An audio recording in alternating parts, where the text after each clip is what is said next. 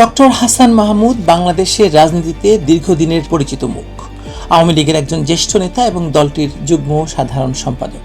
ছাত্র রাজনীতি থেকে উঠে আসা এই রাজনীতি কয়েক দশক ধরে আওয়ামী লীগের নীতি নির্ধারণী পর্যায়ে সক্রিয় এবং শেখ হাসিনার ঘনিষ্ঠ রাজনৈতিক সহকর্মীদের একজন হিসাবে পরিচিত।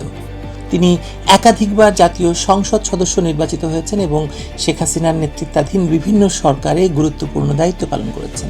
2009 সালে তিনি প্রথমে পররাষ্ট্র প্রতিমন্ত্রী এবং পরে পরিবেশ এবং বন প্রতিমন্ত্রীর দায়িত্ব পান। পরবর্তী সময়ে পূর্ণমন্ত্রী হিসাবে পরিবেশ এবং বন মন্ত্রণালয় সামলেছেন। 2019 থেকে 2024 সাল পর্যন্ত ছিলেন তথ্যমন্ত্রী এবং 2024 সালের জানুয়ারিতে দায়িত্ব নেন বাংলাদেশের পররাষ্ট্রমন্ত্রী হিসাবে। রাজনীতির পাশাপাশি তার রয়েছে উচ্চতর শিক্ষাগত এবং গবেষণার পটভূমি। পরিবেশ রসায়নে পিএইচডি ডিগ্রিধারী হাসান মাহমুদ বাংলাদেশের পরিবেশ নীতি, জলবায়ু পরিবর্তন, আন্তর্জাতিক সম্পর্ক এবং বৈদেশিক কূটনীতির বিভিন্ন পর্যায়েও কাজ করেছেন। 2024 সালের 5ই আগস্টের রাজনৈতিক পালাবদলের পর বাংলাদেশের রাজনীতির মতো তার ব্যক্তিগত রাজনৈতিক জীবনেও আসে বড় পরিবর্তন। আওয়ামী লীগের কার্যক্রমের উপর নিষেধাজ্ঞা, দলটির নেতাকর্মীদের বিরুদ্ধে মামলা এবং পরিবর্তিত রাজনৈতিক বাস্তবতার মধ্যেও তিনি দেশের বাইরে থেকে আওয়ামী লীগের পক্ষে নিয়মিত বক্তব্য দিয়ে যাচ্ছেন এবং বর্তমানে রাজনৈতিক পরিস্থিতি, শেখ হাসিনার দেশে ফেরার সম্ভাবনা এবং আওয়ামী লীগের ভবিষ্যৎ এবং বাংলাদেশ ভারত সম্পর্ক নিয়ে তার নিজের অবস্থান তিনি বিভিন্ন প্ল্যাটফর্মে তুলে ধরছেন। আজ তার সঙ্গে আমরা কথা বলবো সেই পরিবর্তিত বাংলাদেশ নিয়ে, কথা বলবো শেখ হাসিনার দিল্লিতে অবস্থান এবং রাজনৈতিক তৎপরতা নিয়ে, বাংলাদেশ সরকারের অভিযোগ বিষয়ে, ভারত বাংলাদেশ সম্পর্কের ক্রমবর্ধমান টানাপোড়েন, আওয়ামী লীগের রাজনীতিতে প্রত্যাবর্তনের পথ এবং সবচেয়ে গুরুত্বপূর্ণভাবে সংঘাত এবং প্রতিহিংসার রাজনীতি পেরিয়ে বাংলাদেশে আদৌ কোনো রাজনৈতিক রিকনসিলিয়েশন সম্ভব কিনা বা জাতীয় সমঝোতার পথ তৈরি হতে পারে কিনা, সেই সব প্রশ্ন নিয়ে চলুন কথা বলা যাক ডক্টর হাসান মাহমুদের সঙ্গে।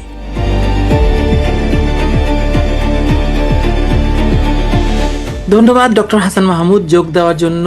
মূলত প্রথম প্রশ্নটাই করি যে বাংলাদেশের রাষ্ট্রপতিকে সরিয়ে দিয়ে বা পদত্যাগে বাধ্য করে নতুন রাষ্ট্রপতি মনোনয়ন দিয়েছে বিএনপি মির্জা ফখরুল ইসলাম আলমগীরকে, তাদের মহাসচিবকে।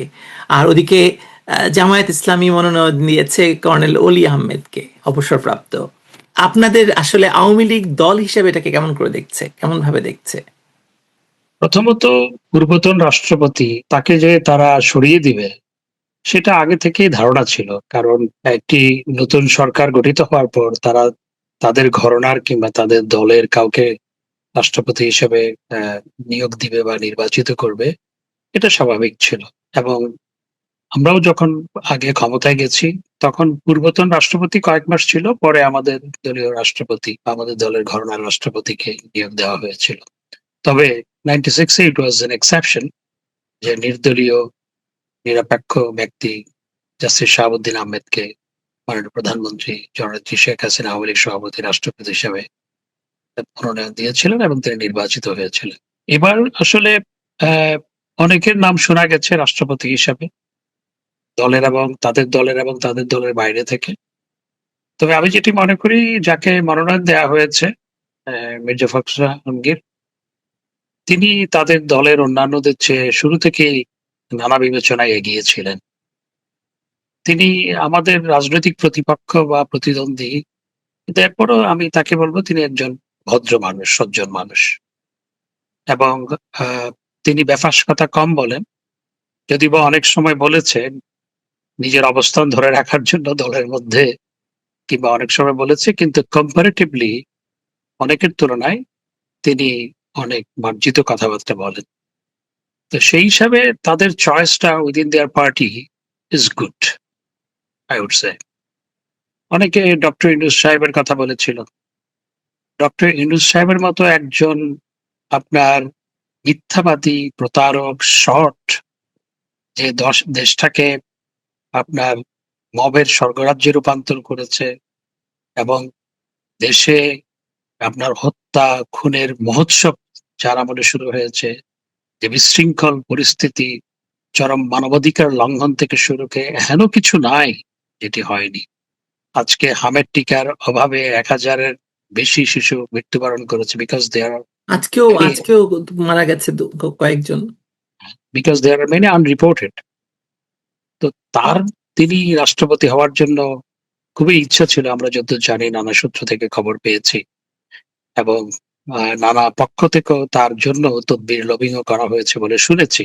কতটুকু সত্য জানি না। তো তাকে না দিয়ে তাদের দলের একজন সিনিয়র নেতাকে দেওয়া, এটি আমি মনে করি বিএনপি ভালো চয়েস করেছে, সেটি আমি বলবো। তবে আমি আশা করব যে মির্জা ফখরুল ইসলাম আলমগীর সাহেব রাষ্ট্রপতি নির্বাচিত হওয়ার পর আজকে যে বিভাজনের রাজনীতি, আজকে যে বাংলাদেশের প্রতিহিংসার রাজনীতি, এটি অবসান করবে তিনি কাজ করবেন। এই এবং প্রশ্নটি আমি করতে চাইছিলাম আপনাকে, কারণ আমরা যখন দেখলাম যে অবৈধ ইউনূস সরকার ক্ষমতা গ্রহণ করলো এবং আওয়ামী লীগকে নিষিদ্ধের কাজ কারবার শুরু করলো, তাদের নিজস্ব লোকজন লেলিয়ে দিয়ে প্রথমে দাবি করানো হলো এবং তারপরে তাদেরকে জল কামান দিয়ে, হালকা জল ছিটিয়ে দিয়ে তাদেরকে মব করার সুযোগ দেওয়া হলো যমুনার পাশে, যতটা আমি মনে করতে পারি। সেই সময় মির্জা ফখরুল ইসলাম আলমগীর বলেছিলেন যে তারা কোনো দল নিষিদ্ধের পক্ষে নয়।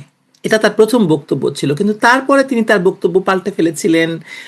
আবারও সম্প্রতি প্রথম আলোর সঙ্গে একটি সাক্ষাৎকারে মির্জা ফখরুল ইসলাম আলমগীর শেষ করেছেন এভাবে যে আমরা আসলে রিকনসিলিয়েশনের রাজনীতিতে বিশ্বাস করি, আমরা আসলে রাজনৈতিক বহুত্ববাদে বিশ্বাস করি। উনি এই শব্দটা ঠিক এইভাবে বলেন নাই, কিন্তু উনি ইঙ্গিত দিয়েছেন। আপনার কি মনে হয় এই যে একটি মানে আসলে প্রেসিডেন্ট তো অর্নামেন্টাল হলেও জাতির অভিভাবকের পদ, উনি কি আসলে সেই অভিভাবকের পদটির মানে মর্যাদা মানে করতে পারবেন কিনা, সমুন্নত রাখতে পারবেন কিনা? ওনার যে বক্তব্য সাম্প্রতিক সময় এবং লেটেস্ট বক্তব্য, যে একটা ন্যাশনাল রিকনসিলিয়েশনের কথা তিনি যেটি বলেছেন, আমি মনে করি একটা ন্যাশনাল রিকনসিলিয়েশন দরকার। জাতিকে এভাবে রাজনৈতিকভাবে, জাতি, সমাজ, মহল্লা সবকিছুকে রাজনৈতিকভাবে বিভক্ত রেখে এবং রন্ধ্রে রন্ধ্রে প্রতিহিংসা ছড়িয়ে দিয়ে আসলে কোনো জাতি এগোতে পারে না, এবং জাতির উন্নয়ন সম্ভবপর নয়। সেজন্য ন্যাশনাল রিকনসিলিয়েশন দরকার। এখন তিনি কতটুকু পারবেন সেটি তার ব্যক্তিত্ব এবং তার দল তাকে কতটুকু সহায়তা করছে। মূলত দলীয় সিদ্ধান্তের বাইরে গিয়ে তো তিনি কিছু করতে পারবেন না, তিনি হয়তো পরামর্শ দিতে পারবেন। কতটুকু পারবেন সেটি ভবিষ্যৎ বলে দিবে। তবে আমি আশা করব তিনি আহ, এই যে বহুধা বিভক্ত আমাদের সমাজ রাজনৈতিকভাবে, এবং প্রতিহিংসার রাজনীতি, politics of denial, confrontation, hate, এটি থেকে দেশকে, রাষ্ট্রকে বের করে আনার ক্ষেত্রে তিনি ভূমিকা রাখবেন, এটি আমি আশা করব। হাসান মাহমুদ, অনেকেই বলেছেন যে বা বলছেন, বিশেষ করে সামাজিক যোগাযোগ মাধ্যমে অনেকেই বলতে চাইছেন যে বিএনপি এবং আওয়ামী লীগের মধ্যে একটা যোগাযোগ তৈরি হয়েছে। আমি আপনার কাছে জানতে চাই যে আসলে এই যোগাযোগটা তৈরি হয়েছে কিনা। আমার এ ব্যাপারে কোনো ধারণা নেই। এটা অনেক স্পেকুলেশন হয়, বাট আমার এ ব্যাপারে কোনো ধারণা নেই। কিন্তু যেহেতু আমি রিকনসিলিয়েশন নিয়ে প্রশ্ন করছি আপনাদের আরো নেতৃবৃন্দকে, আপনার কাছে আমার একটি খুবই স্পেসিফিক কোশ্চেন আছে। যেমন ধরুন যে শাপলা চত্বর নিয়ে অনেক অনেক গল্প ছড়ানো হয়েছিল, অনেক ভয়াবহতা ছড়ানো হয়েছিল, এবং আদালত ইনভেন্ট করে আদালত তার সত্য উদ্ঘাটন করেছে। কিন্তু শাপলা চত্বর তো ঘটানো হয়েছিল আওয়ামী লীগ সরকারকে পতন ঘটানোর জন্য, এটা এটা একদম মানে সাদা চোখে আমরা সেটাই দেখেছিলাম। এবং সেই সময় বেগম জিয়া পর্যন্ত ঘোষণা দিয়েছিলেন যে আপনারা সবাই নেমে আসুন এই সরকারকে পতন ঘটানোর জন্য। কিন্তু তারপরে আপনারা হেফাজতের সঙ্গে একটা রিকনসিলিয়েশনে গিয়েছিলেন। আপনার মানে তখন তৎকালীন প্রধানমন্ত্রী হেফাজতের নেতৃবৃন্দকে গণভবনে ডেকে নিয়ে তাদের সঙ্গে আলোচনা করেছেন, খাবার খাইয়েছেন, এবং তারপরে তাদের একটা দীর্ঘ এবং শাপলা চত্বরের ঘটনা নিয়ে হেফাজত কিন্তু কোনো মামলা আপনাদের বিরুদ্ধে করেনি, বরং আপনাদেরকে বা প্রধানমন্ত্রী শেখ হাসিনাকে কওমি জননী উপাধি দিয়েছিলেন। এই যে আপনারা একটা রিকনসিলিয়েশনের উদাহরণ তৈরি করেছেন, আপনারা এই মুহূর্তে বাংলাদেশের যে অবস্থা, বাংলাদেশে যে আওয়ামী লীগ আর হচ্ছে পুরোটাই হচ্ছে আওয়ামী বিরোধী, এই যে অবস্থা, এবং আওয়ামী লীগকে নিশ্চিহ্ন করে দেওয়ার জন্য আওয়ামী লীগকে রাজনৈতিক কোনো সুবিধা দেওয়া হবে না, রাজনীতি করতে দেওয়া হবে না, আওয়ামী লীগকে দেশে ঢুকতে দেওয়া হবে না, আপনাদের বাড়ি ঘর সব নিশ্চিহ্ন, পুড়িয়ে দেওয়া হয়েছে, জেলের ভিতর হত্যা হচ্ছে। রিকনসিলিয়েশনের জায়গাটা আপনারা কেমন ভাবে দেখছেন, কোথায় দেখছেন? এখন যদি ন্যাশনাল রিকনসিলিয়েশন করতে হয়, সেটি যারা এখন রাষ্ট্র চালাচ্ছে তাদেরকেই উদ্যোগী হতে হবে। আমি ব্যক্তিগতভাবে মনে করি যে একটা ন্যাশনাল রিকনসিলিয়েশন দরকার, এবং সেটি করতে হলে যারা ক্ষমতায় আছে, দেশ চালাচ্ছে, তাদেরকেই সেটার উদ্যোগ নিতে হবে।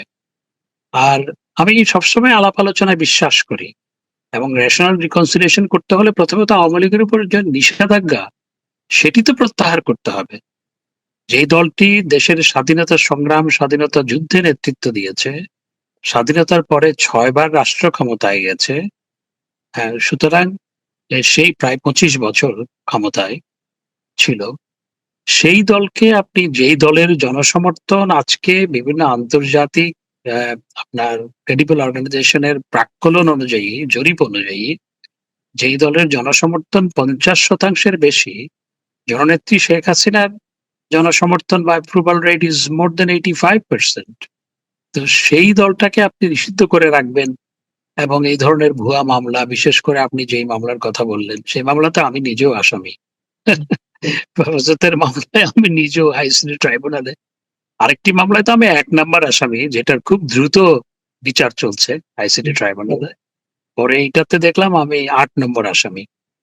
তো এখন এইভাবে মামলা দিয়ে আপনার এইভাবে ভুয়া মামলা, মিথ্যা মামলা, এবং শত শত হাজার হাজার মামলা দিয়ে ২ লক্ষ মামলা, ৬০ লক্ষ, আপনার ৬০ লাখ, 6 মিলিয়ন একিউজড, এভাবে এগুলো রেখে, এবং বিভিন্ন জায়গায় মব সন্ত্রাস হচ্ছে, সেগুলোর কোনো বিচার হচ্ছে না, সেভাবে তো ন্যাশনাল রিকনসিলিয়েশন হবে না। প্রথমত আওয়ামী লীগের উপর নিষেধাজ্ঞা প্রত্যাহার করতে হবে, এই যে ভুয়া মামলাগুলো, সেগুলো প্রত্যাহার করতে হবে, স্টপ করাতে হবে। তারা সরকার গঠন করার পর স্বরাষ্ট্রমন্ত্রী সালাউদ্দিন সাহেব প্রথমেই বলেছিলেন যে অনেক ভুয়া মামলা হয়েছে, তিনি নিজেই বক্তৃতায় বলেছিলেন যে সেগুলোর ব্যাপারে কি করা যায় আমরা ভাবছি। এখন দেখা যাচ্ছে সেগুলোর ব্যাপারে কিছু হচ্ছে না, বরং আরো নতুন নতুন ভুয়া মামলা দেওয়া হচ্ছে। আমাদের দেশের চিফ জাস্টিস জামিন পাওয়ার পর তাকে আবার আরেক মামলায় শোন এরেস্ট দেখানো হচ্ছে। ৫ বার ৭ বার হাইকোর্ট থেকে জামিন পাওয়ার পর আবার আপনার জেলগেটে অন্য মামলায় গ্রেপ্তার দেখানো হচ্ছে, যেটি পৃথিবীর কোথাও এরকম হয় কিনা আমার জানা এবং নেই। এটা এটা মানে আদালতের মাধ্যমে ন্যায্য করা হয়েছে যে মানে পুলিশ চাইলেই সেটা করতে পারবে, যেটা আসলে নিষিদ্ধ ছিল।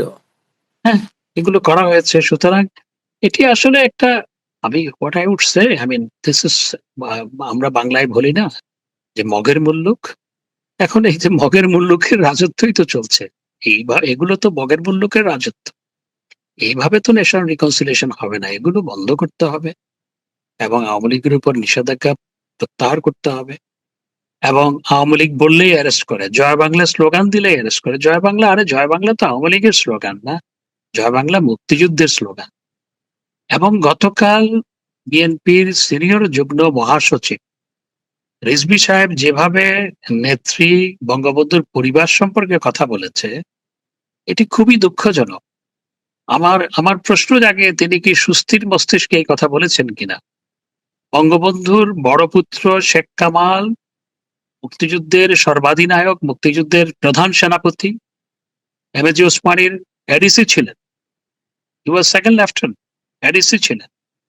এবং বঙ্গবন্ধুর ছোট পুত্র শেখ জামাল বন্দি অবস্থা থেকে পালিয়ে গিয়ে মুক্তিযুদ্ধে অংশগ্রহণ করেছিলেন, এবং জননেত্রী শেখ হাসিনা সহ তারা পুরো আপনার আহ এই মুক্তিযুদ্ধের সময় আপনার অন্তরীণ ছিলেন। এমনকি ১৬ই ডিসেম্বর দেশ স্বাধীন হওয়ার পরও তারা মুক্তি লাভ করেননি, তারা আরো ২ দিন পরে মুক্তি লাভ করেছেন। এবং ১৬ই ডিসেম্বর দেশ স্বাধীন হওয়ার পর তাদেরকে দেখতে গেছে, এই জন্য কয়েকজন সেখানে উৎসাহী বঙ্গবন্ধু এবং আওয়ামী লীগ বা মুক্তিযুদ্ধের সপক্ষের কয়েকজন ব্যক্তি সেখানে গেছে, ২ জনকে গুলি করে হত্যা করেছে। সেখানে কেন গেল? গাড়ি চালিয়ে, আমার নামগুলো এখনো ঠিক মনে নেই, তাদেরকে হত্যা করা হয়েছে। এবং সজীব ওয়াজেদ জয়ের জন্ম এই তারা অন্তরীণ থাকা অবস্থায়। এই নিয়ে যেভাবে রুহুল কবির রিজভী সাহেব কথা বললেন, এটি সত্যি দুঃখজনক। একজন সিনিয়র, তিনি তো এখন সিনিয়র রাজনীতিবিদ, তিনি তো মহাসচিব নাকি হতে পারেন বলে শোনা যাচ্ছে। মহাসচিব হওয়ার জন্য কন্টেন্ডার। ওকে, সেটি হওয়ার জন্য কি এরকম মিথ্যাচার করছেন কিনা আমি জানি না, তবে এই মিথ্যাচারকে প্রশ্রয় দেওয়া সঠিক নয়। হ্যাঁ, সুতরাং এইভাবে কথা বললে তো ন্যাশনাল রিকনসিলিয়েশন ইজ ডিফিকাল্ট, এটা সম্ভবপর নয়। সুতরাং অবশ্যই ন্যাশনাল রিকনসিলিয়েশন দরকার, এবং আমি মনে করি যে মির্জা ফখরুল ইসলাম আলমগীর সাহেব রাষ্ট্রপতি নির্বাচিত হলে পরে তিনি যেটি লালন করেন মনের মধ্যে, আমি তার বিভিন্ন সময়ের বক্তব্য যেটা মনে করি, সেই লক্ষ্যে তিনি কাজ করতে পারবেন দলের মতামতের ঊর্ধ্বে উঠে, এবং তিনি সত্যিকার অর্থে একজন রাষ্ট্রপতি হিসেবে কাজ করতে পারেন, সেটি আমি আশা করি। ডক্টর হাসান মাহমুদ, আমরা দেখতে পেলাম যে গত 5ই আগস্ট জননেত্রী শেখ হাসিনা যখন বক্তব্য রাখলেন একটি দিল্লিতে একটি আয়োজনে এবং একটি ফরেন করেসপন্ডেন্স ক্লাবের আয়োজনে, এবং সেই সাংবাদিক সম্মেলনে উনি 5টি দাবি জানালেন, এবং তারপর থেকে বাংলাদেশের পক্ষ থেকে একটি অভাবনীয়, মানে খুবই কূটনৈতিক শিষ্টাচার বর্জিত অনেক রকমের আচরণ দেখতে পেলাম, এবং তারপর সেই আচরণগুলো আবার থেমে গেল যখন মানে কূটনৈতিক দৌড়ঝাঁপ শুরু হলো, বিশেষ করে সার্জিও গোরের সফর, তারপরে হচ্ছে দীনেশ ত্রিবেদীর সঙ্গে 3জন প্রধানমন্ত্রী, পররাষ্ট্রমন্ত্রী এবং স্বরাষ্ট্রমন্ত্রীর বৈঠক হলো। সেইখানে পররাষ্ট্রমন্ত্রী বলছেন যে ভারতের কাছে তাদের দাবি, এবং তারা খুবই নাখোশ যে ভারতে বসে শেখ হাসিনা কেন রাজনৈতিক বক্তব্য দিচ্ছেন বা শেখ হাসিনা কেন রাজনীতি করছেন।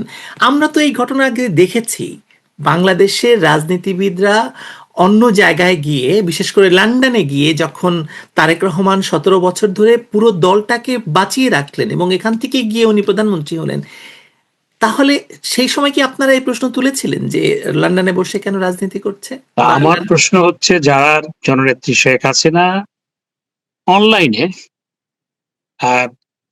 অডিও, নট ভিডিও, অডিওর মাধ্যমে তিনি বক্তব্য রেখেছেন অনলাইনে, সেটি নিয়ে যেভাবে তারা রিয়াকশন দেখাচ্ছে, তা আমি তাদের কাছে প্রশ্ন করতে চাই, 17 বছর যে তারেক রহমান সাহেব যে ইয়েতে ছিলেন, আপনার যুক্তরাজ্যে ছিলেন, লন্ডনে ছিলেন, তখন তো তিনি প্রতিনিয়ত, প্রতিদিন, অলমোস্ট এভরিডে অনলাইনে কথা বলতেন, বাংলাদেশে কথা বলতেন, লন্ডনে পাবলিক মিটিং এ বহুবার জয়েন করেছেন এবং বক্তব্য রেখেছেন, এবং সেটি ব্রিটিশ সরকার তাকে সুযোগ দিয়েছে, বিকজ সেটি একটি গণতান্ত্রিক দেশ, তাকে সেই সুযোগ দিয়েছে, এবং তিনি এইভাবে দলের ভারপ্রাপ্ত চেয়ারম্যানের দায়িত্ব পালন করে গেছেন।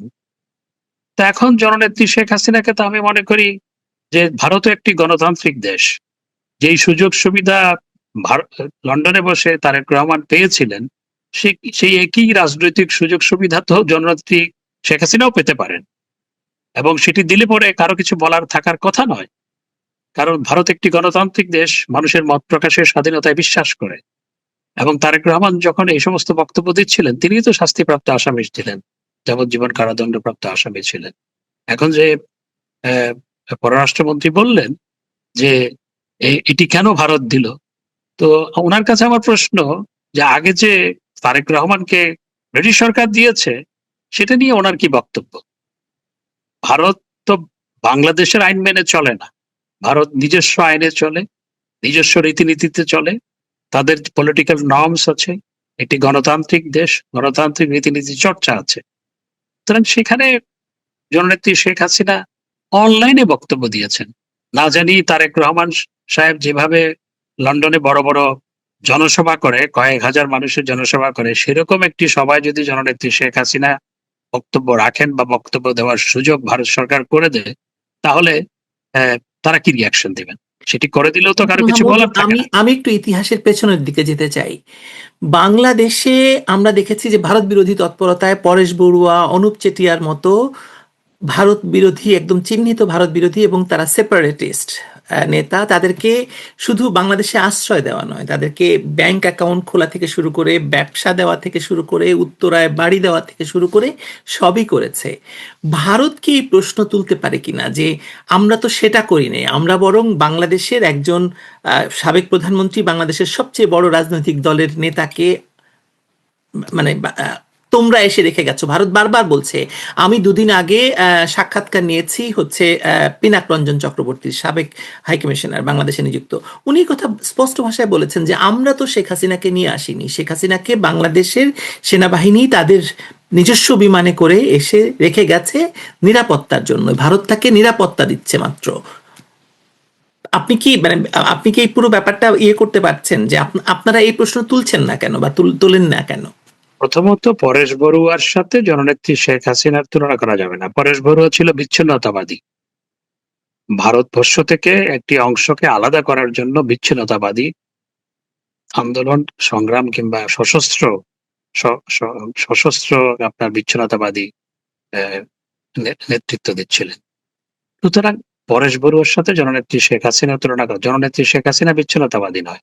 জননেত্রী শেখ হাসিনাকে আপনি যেভাবে বললেন যে তার নিরাপত্তার জন্য বাংলাদেশের সেনাবাহিনী সামরিক বিমানে করে ভারতে রেখে এসছে।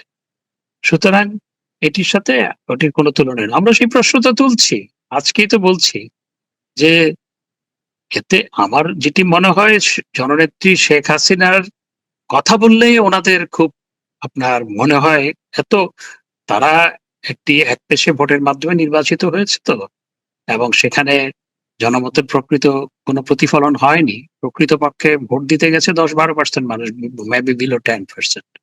কারণ আপনি যদি গণভোটের হিসাব দেখেন যে 11 পয়েন্ট সামথিং, তো প্রত্যেককে তো দুটি করে ব্যালট পেপার দেওয়া হয়েছিল, একটি গণভোটের ব্যালট পেপার আর একটি আপনার পার্লামেন্ট নির্বাচনের ব্যালট পেপার। তো গণভোটে যদি 11% প্লাস হয়, তাহলে এখানে কিভাবে 60% প্লাস হয়?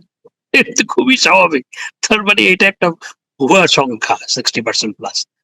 সেই জন্য ওনারা সবসময় অনিশ্চয়তায় থাকেন। জননেত্রী শেখ হাসিনা কথা বললেই মনে হয় যে কি জানি হয়ে গেল, এবং তারা আপনার অনিশ্চয়তার মধ্যে ভোগেন, অনিরাপত্তার মধ্যে ভোগেন, যে কারণ তারা জনমতের প্রকৃত প্রতিফলনের মাধ্যমে তো এই নির্বাচন হয়নি, সেই কারণে। এখন ধরেন শেখ হাসিনার উনি বলেছেন উনি আসবেন ডিসেম্বরে, কিন্তু অনেকেই বলছেন তার আগেই উনি চলে আসতে পারেন। এবং অনেকেই বলতে বোঝাচ্ছি যে সামাজিক যোগাযোগ মাধ্যমে এটা বারবার বলা হচ্ছে, বিশেষ করে বাংলাদেশের সম্প্রতি ভয়াবহভাবে জঙ্গি আক্রমণ জঙ্গি ঘটনা ঘটার জন্য, বোমা রাখার জন্য, বোমা বিস্ফোরণের ঘটনা ঘটার পরে বিদ্যুৎ পরিস্থিতির সামাল না দিতে পারা, অর্থনৈতিক পরিস্থিতি সামাল দিতে না পারা, সবাই বলছেন যে শেখ হাসিনা ফিরে আসাটাই একমাত্র সমাধান। কারণ শেখ হাসিনা ফিরে আসলে রাজনৈতিক পরিসর উন্মুক্ত হবে, রাজনৈতিক পরিসর উন্মুক্ত হলে জনগণের রাজনীতি বা জনগণের অধিকার প্রতিষ্ঠা হবে। আপনি এই জায়গাটাকে ইলাবোরেট করবেন কিনা? হ্যাঁ, জনগণ তো সেভাবেই বলছে। আপনি যদি সামাজিক যোগাযোগ মাধ্যমে আপনি দেখেন বা ফলো করেন, নিশ্চয়ই ফলো করেন, আপনি দেখতে পাবেন যে প্রত্যেক সেকশনের মানুষ, একজন গৃহিণী বলেন, একজন ছাত্র বলেন যারা আন্দোলনে গিয়েছিল তারাও, এবং একজন কৃষক বলেন, একজন রিক্সা শ্রমিক বলেন, কিংবা সাধারণ শ্রমিক বলেন, সবাই, আজকে একজন চাকরিজীবী বলেন, সবাই বলছে শেখ হাসিনাই ভালো ছিল, উনি আসলে দেশটা শুদ্ধ হবে, দেশটা সঠিক ট্র্যাকে ফেরত যাবে। এটি জনগণের প্রত্যাশা। এটি আপনি এখন সামাজিক যোগাযোগ মাধ্যমেই কিন্তু বোঝা যায় সমাজের প্রকৃত চিত্রটা। কারণ বাংলাদেশে তো গণমাধ্যম লিখতে পারে না, সংবাদ প্রকাশ করতে পারে না, কিন্তু সামাজিক যোগাযোগ মাধ্যম তো নিয়ন্ত্রণ করা যায় না। সেজন্য সামাজিক যোগাযোগ মাধ্যমেই প্রকৃত চিত্রটা ফুটে আসে। আপনি দেখবেন যে এনসিপির কেউ কোনো পোস্ট দিলে সেটার নিচে কত নেগেটিভ বক্তব্য, এবং তাদের পক্ষে কেউ পোস্ট, এমনকি জুলাইয়ের পক্ষে কোনো পোস্ট দিলে সেখানে দেখবেন যে 95% হচ্ছে তাদেরকে গালি দিয়ে এবং তাদের বিরুদ্ধে বক্তব্য। This is the reflection of the public opinion. This is simply reflection of the public opinion. সুতরাং মানুষ যেটি বলছে, জননেত্রী শেখ হাসিনা ফিরে আসলেই আজকে দেশের যে হযবরল পরিস্থিতি, এটি থেকে দেশ মুক্তি লাভ করবে, সেটি হচ্ছে জনগণের প্রত্যাশা, সেটি বাস্তবতা। দেখুন, আমরা যেহেতু তারেক রহমানের 17 বছর নিয়ে কথা বলছিলাম, শেখ হাসিনার ভারতে যাওয়া এবং তারেক রহমানের যুক্তরাজ্যে আসার মধ্যে তো পার্থক্য আছে। তারেক রহমান নিজের সিদ্ধান্তে রাজ্যে গিয়ে রাজনৈতিক আশ্রয় দীর্ঘদিন থেকেছেন, কিন্তু শেখ হাসিনা 2024 সালের 5ই আগস্ট বাংলাদেশের সামরিক বিমানে ভারত গিয়েছেন। তাহলে এখন ভারতের উপর শেখ হাসিনার রাজনৈতিক কর্মকাণ্ডের দায় চাপানোটা কতটা যৌক্তিক? আর হচ্ছে বাংলাদেশের রাষ্ট্রই যাকে সেখানে পৌঁছে দিল, তাকে ভারতে থাকার দায় পরে মানে ভারতের উপর চাপানো কি কূটনৈতিক ভাবে স্ববিরোধী কিনা? আপনি তো পররাষ্ট্রমন্ত্রী ছিলেন। অবশ্যই এটা কূটনৈতিকভাবে স্ববিরোধী, এবং ভারতের উপর যেভাবে দায় চাপানো হচ্ছে এটি কূটনৈতিক শিষ্টাচার বহির্ভূত প্রকৃতপক্ষে। এটি আমি শুধু এক কথাই বলবো, যেভাবে ভারতের উপর দায় চাপানোর চেষ্টা করা হচ্ছে, ভারতকে আপনার অভিযুক্ত করার অপচেষ্টা চালানো হচ্ছে, এটি সিম্পলি কূটনৈতিক শিষ্টাচার বহির্ভূত। আপনি আমাকে সর্বশেষ অবস্থাটি কি জানাবেন কিনা, যে এই যে সবাই বলছে যে শেখ হাসিনা সেপ্টেম্বরের মধ্যেই ফিরে আসতে পারেন, এক মানে অনেকেই বলছেন যে তারও আগে হতে পারে। আরও খবর হচ্ছে ধরেন বাংলাদেশের আজকে দেখলাম ইন্ডিপেন্ডেন্টও একটি প্রশ্নবোধক চিহ্ন দিয়ে বলছে যে আওয়ামী লীগের উপর থেকে নিষেধাজ্ঞা তুলে নেওয়া হচ্ছে। আপনি সর্বশেষ পরিস্থিতি বা সর্বশেষ অবস্থাটা সম্পর্কে আমাকে যদি জানান। প্রথমত, জননেত্রী শেখ হাসিনা ভেরি সিরিয়াস বাংলাদেশে ফেরত যাওয়ার জন্য। উনি একটা টাইম লাইন বলেছেন, সুতরাং সেই লক্ষ্যে তিনি যেমন আহ, প্রস্তুতি গ্রহণ করছেন, আমাদের দলও একইভাবে প্রস্তুতি গ্রহণ করছে। আর নিষেধাজ্ঞা তোলার ব্যাপারে আমি আসলে, নিষেধাজ্ঞা তো তুলে নেওয়া উচিত, ইমিডিয়েটলি তুলে নেওয়া উচিত, কিন্তু এটা আসলে সরকার কতটুকু করছে কি আমি সেটা আমার জানা নেই। পত্রিকার রিপোর্ট দেখে তো আমি মন্তব্য করতে পারবো না। তবে নিষেধাজ্ঞা অবশ্যই খুব সহসা তুলে নেওয়া উচিত, সেটি আমি আহ, এটি বাংলাদেশে যদি সুষ্ঠু রাজনৈতিক ধারা চালু করতে হয়, তাহলে অবশ্যই সহসা আওয়ামী লীগের উপর নিষেধাজ্ঞা তুলে নেওয়া উচিত। আমি আবারও আপনাকে মানে আরেকটি বিষয়ের দৃষ্টি আকর্ষণ করতে চাই, যে বাংলাদেশে আবার সেই বোমা যুগ ফেরত এসেছে। আদালতে বোমা, আদালত চত্বরে আমরা বোমা বিস্ফোরণ দেখেছি, সারা বাংলাদেশে মানে কতগুলো জায়গায় বোমা বিস্ফোরণ দেখেছি। আবার সেই যুগটা ফেরত এসেছে। আবার মানুষ বলছে আবার সেই অন্ধকারের যুগ, মানুষকে অন্ধকারে মানে রেখে দেওয়ার যুগটা ফেরত এসেছে। এই যে ধরুন অবস্থাটা, এটা এটা তো আসলে আহ, খুব রাতারাতি হয়নি। গত 2.5 বছর ধরে অব্যবস্থা, মিসম্যানেজমেন্ট, এবং গত পরশুদিন একটা রিপোর্ট বেরিয়েছে যে গত 1 বছরে $10 বিলিয়ন জ্বালানির ক্ষেত্রে খরচ হয়েছে, কিন্তু সেই জ্বালানির মানে তার কোনো প্রতিফলন আমরা দেখতে পাচ্ছি না। $10 বিলিয়ন কিন্তু আসলে কম টাকা নয়। ডক্টর হাসান মাহমুদ, আপনি এই জায়গাটা কিভাবে অ্যাড্রেস করবেন? ধরুন আপনারা যদি ফিরেও আসেন, ফিরে আসার পরে যে বাংলাদেশকে পাবেন সেই বাংলাদেশ তো আবার সেই অন্ধকারের বাংলাদেশ, আবার সেই বোমা বিস্ফোরণের বাংলাদেশ। দেখুন, গত জুলাই আগস্ট, 24 সালের জুলাই আগস্টে আমাদের সরকার ক্ষমতায় আসার আগে বাংলাদেশ কিন্তু জঙ্গিবাদের অভয়ারণ্য ছিল।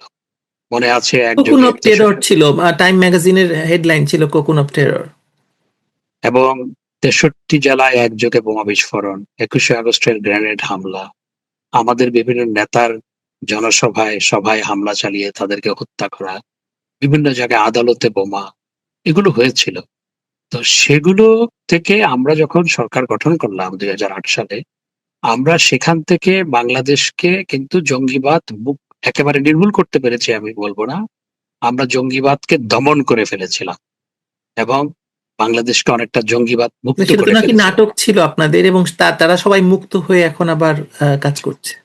নাটক তো তারা করেছেন, কারণ হচ্ছে এই সমস্ত জঙ্গিদেরকে ছেড়ে দেওয়া হয়েছে এবং জেলখানা লুট করে জঙ্গিরা শুধু ছাড়া পেয়েছে তা নয়, তারা জেল আপনার অস্ত্র, কয়েক হাজার অস্ত্র তারা লুট করে নিয়ে গেছে, সেগুলো তো তাদের হাতে আছে। এখন তাদেরকে তো কাউকে আবার গ্রেপ্তার করা হয়নি, আবার অনেককে খালাস দেওয়া হয়েছে, একেবারে আদালতের মাধ্যমে খালাস দেওয়া হয়েছে। 21শে আগস্টের সবাই খালাস পেয়ে গেছে। 21শে আগস্টের গ্রেনেড হামলায় আমিও আহত, আমার শরীরে এখনো 40টার বেশি স্প্রিন্টার আছে, অনেকের 400 স্প্রিন্টার আছে, মোর দেন 500 আপনার আহত, 24 জন মারা গেছে। সে 21শে আগস্টে প্রকাশ্য দিবালোকে এমন একটা ঘটনা ঘটলো, সে 21শে আগস্টে যেভাবে আদালতের মাধ্যমে একটা রায় আনা হলো, যে অ্যাজ ইফ 21শে আগস্ট ঘটেই নাই। তো এইভাবে সব জঙ্গিদেরকে ছেড়ে দিয়ে, সব জঙ্গিদেরকে মুক্ত করে দিয়ে, আদালতের মাধ্যমে নির্দোষ করে দিয়ে যেটি হয়েছে, সেই কারণে আজকে বিভিন্ন জায়গায় বোমা পাওয়া যাচ্ছে। এগুলোর পিছনে এখন জঙ্গিরাই কাজ করছে। এখন যদি এই জঙ্গি দমনের নীতি গ্রহণ করা না হয় তাহলে এগুলো চলতে থাকবে, আরো অনেক কিছু ঘটবে, কারণ জঙ্গিরা তো সক্রিয় আছে। আর এবং 24 সালের 5ই আগস্ট যেই ঘটনা ঘটেছিল সেটিতে আসলে জঙ্গিদের নেতৃত্ব হয়েছিল এবং সন্ত্রাসী জঙ্গিদের নেতৃত্বে সেই ঘটনাগুলো ঘটেছিল, এবং যে সমস্ত মানুষের মৃত্যুবরণ তার বেশিরভাগ তো আপনার স্নাইপার দিয়ে হত্যা করা হয়েছে। সুতরাং তারা এখন আহ, এই সরকারকেও ফেলে দেওয়ার জন্য বা দেশে একটি অস্থিতিশীল পরিবেশ তৈরি করার জন্য এখন এই বোমাবাজি এগুলো করবে, এবং সে করার প্রচেষ্টা হচ্ছে, সেটারই আলামত দেখা যাচ্ছে। আমি 10 বিলিয়নের কথা যেটা বললাম, অনেকেই বলছেন এই 10 বিলিয়নের মধ্যে 9 বিলিয়ন নাকি পাচার হয়ে গেছে, কারণ হচ্ছে টাকা পাচারের এটা একটা মোক্ষম সুযোগ তৈরি হয়েছে। আপনারা দেখুন, কি এই বিষয়ে খোঁজ খবর রাখছেন কিনা? টাকা তো পাচার হচ্ছেই, টাকা পাচার হচ্ছে, এবং আপনার 10 বিলিয়ন মানে 1,25,000 কোটি টাকা বর্তমান, বা 1,22,000 বা 25,000 কোটি টাকা ডলারের মূল্যবান অনুযায়ী। তো এই টাকা যে খরচ হয়েছে, এবং দেখুন আগে ভারত থেকে কেন বিদ্যুৎ, ভারতের কোম্পানিকে কেন বিদ্যুতের কন্ট্রাক্ট দেওয়া হলো, কেন ভারতের সাথে পাইপলাইন আপনার তেলের জন্য, জ্বালানির জন্য পাইপলাইন স্থাপন করা হলো, সে নিয়ে অনেক কথা, অনেক সমালোচনা। তো ইনু সাহেব এসে প্রথমেই কিন্তু আদানির বিলগুলো পে করে দিয়েছে, এবং এই সাম্প্রতিক জ্বালানি সংকটের সময় ভারত থেকে যদি জ্বালানি না আসতো তাহলে কিন্তু বাংলাদেশে কি যে পরিস্থিতি দাঁড়াতো, I don't know, I can't imagine in fact. তারপর আপনার মাতার বাড়িতে আমাদের সরকার জননেত্রী শেখ হাসিনা যে জ্বালানি মজুত করে রাখার জন্য যে ব্যবস্থা গ্রহণ করেছিলেন সেটিকে ফেলে রাখা হয়েছিল, এখনো এখনো পড়ে আছে, সেগুলো ব্যবহার করা হচ্ছে না। সুতরাং এই টাকা যে পাচার হচ্ছে এটি তো একেবারে স্পষ্ট, টাকা তো অবশ্যই পাচার হচ্ছে। হাসান মাহমুদ, আমি শেষ দুটি প্রশ্ন করতে চাই। প্রথম প্রশ্নটি হচ্ছে যে আমরা এই যে কূটনৈতিক দৌড়ঝাঁপের কথা বললাম, যে দীনেশ ত্রিবেদী উনি তিনজন বাংলাদেশের তিনজন মহারথীর সাথে কথা বলে চলে গেলেন দিল্লিতে, কথা বললেন নরেন্দ্র মোদীর সাথে, এবং ওদিকে আমরা দেখতে পেলাম যে সার্জিও গোর, অজিত দোভাল 2 দিন ধরে বৈঠক করলেন এবং তারপরে সার্জিও গোর একটা স্ট্যাটাস দিলেন। আপনার কি মনে হয় এই যে বাংলাদেশ ভারত সম্পর্ক এবং উপমহাদেশের রাজনীতিতে এই সব দৌড়ঝাঁপে ইতিবাচক কোনো পরিবর্তন আমরা দেখতে পাচ্ছি কিনা? একজন সাবেক পররাষ্ট্র মন্ত্রী হিসাবে আপনার আপনার এই মূল্যায়ন কি এই গত কয়েকদিনের ঘটনার? দৌড়ঝাঁপ দেখতে পাচ্ছি, ইতিবাচক কোনো পরিবর্তন এখনো দেখতে পাচ্ছি না। তবে দৌড়ঝাঁপটা, যে তারা যে এই নিয়ে সিরিয়াস বাংলাদেশের পরিস্থিতি নিয়ে, এবং মার্কিন যুক্তরাষ্ট্র এবং ভারত যে নিয়ে কথা বলছে সেটি স্পষ্ট, কিন্তু কোনো ইতিবাচক পরিবর্তন এখনো পরিলক্ষিত হয়নি। না, এখানে আরেকটি ব্যাপার মানে বলা হচ্ছে যে 24-এর যে আপনাদের সরকারকে ফেলে দেওয়ার এটা বাইডেন সরকারের পরিকল্পনা বা ডেমোক্র্যাট সরকারের পরিকল্পনা, এবং প্রেসিডেন্ট ট্রাম্পকে এসে সেটাকে কমপ্লাই করতে হয়েছে। কিন্তু যখনই ব্যাপারটা বোঝা গেছে যে এটা আমেরিকার জন্য খুব ভালো ফলাফল বয়ে আনেনি, আমেরিকার মনস্তত্ত্ব বা আমেরিকার ভেতরকার রাজনীতিতে তার একটা টানাপোড়েন তৈরি হয়েছে বাংলাদেশকে ঘিরে। টানাপোড়েন বলতে বোঝাচ্ছি যে মানে বাংলাদেশ নীতিতে এক ধরনের টানাপোড়েন তৈরি হয়েছে। আপনিও কি তাই মনে করেন কিনা?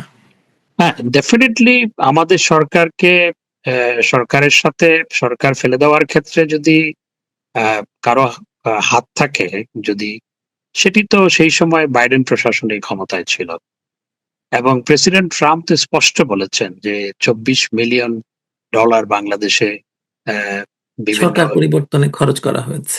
বাংলাদেশের আপনার সরকার পরিবর্তন ঠিক উনি স্পষ্ট ভাবে বলেছেন বলেননি, রেজিম চেঞ্জ রেজিম বলেছেন। চেঞ্জ বলেছেন, হুম। করার জন্য খরচ করা হয়েছে, এটি তো প্রেসিডেন্ট ট্রাম্প স্পষ্ট ভাবেই বলেছেন।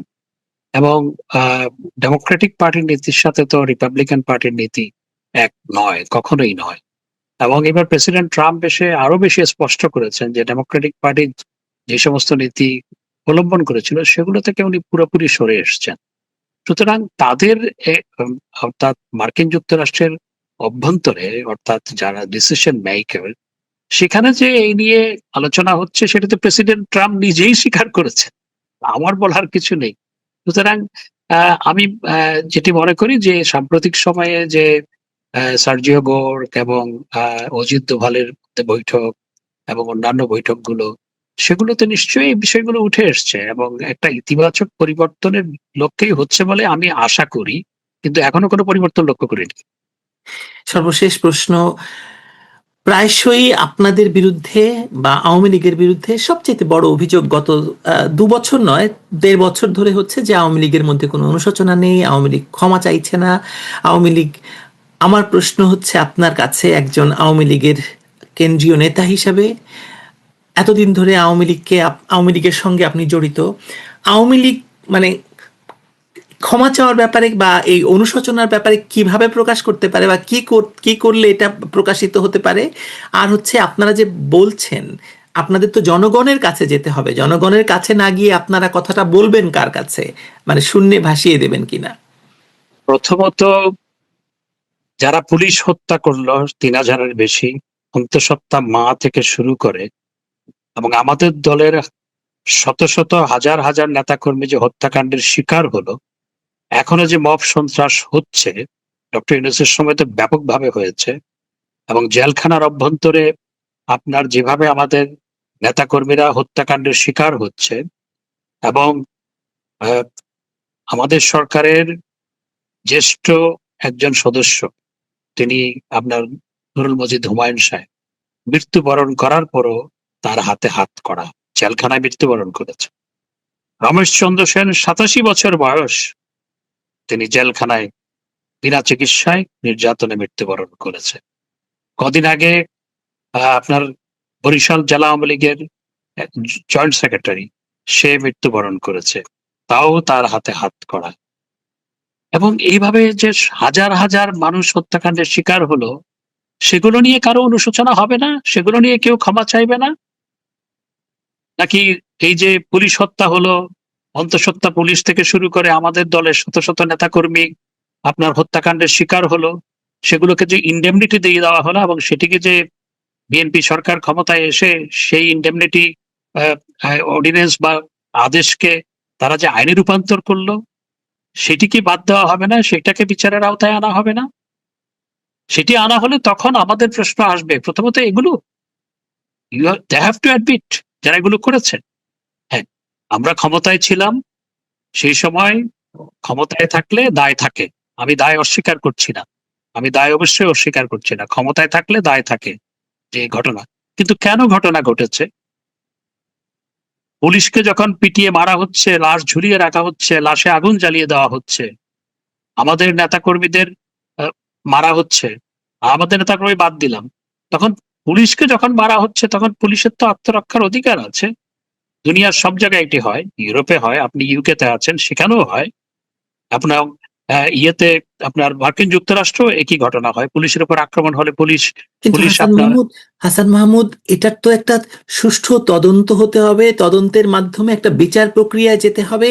সেটাই তো তদন্ত প্রক্রিয়ায় তো বন্ধ করে দেওয়া হলো আপনারা যেটা করেছিলেন।